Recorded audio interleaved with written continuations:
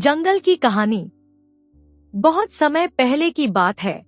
एक घना जंगल था जहाँ तरह तरह के जानवर रहते थे। यह जंगल बहुत ही सुंदर और हरा भरा था।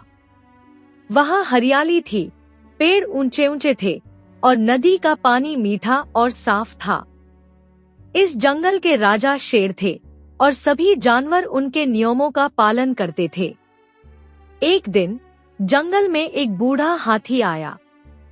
वह बहुत ही शांत स्वभाव का था और जंगल के सभी जानवरों से प्रेम पूर्वक व्यवहार करता था।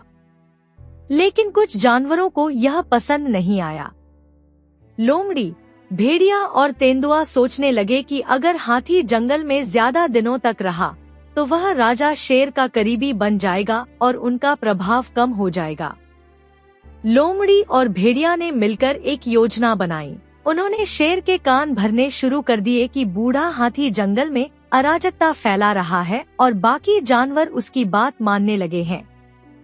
शेर ने पहले तो उनकी बातों पर ध्यान नहीं दिया, लेकिन जब रोज शिकायतें आने लगीं, तो उसने हाथी को बुलाने का फैसला किया।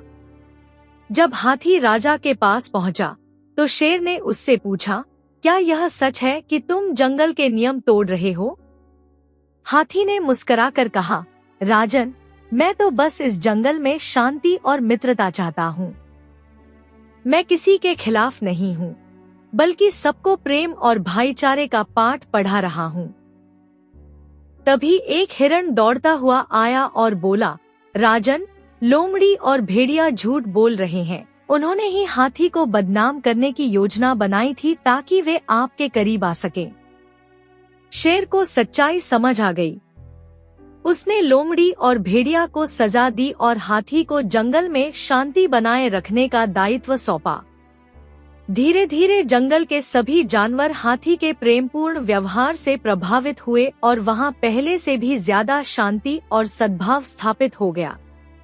इस तरह इस कहानी से हमें यह सीख मिलती है कि झूठ और छल का अंत हमेशा बुरा होता है, जबकि सच्चाई और अच्छाई की हमेशा जीत होती है।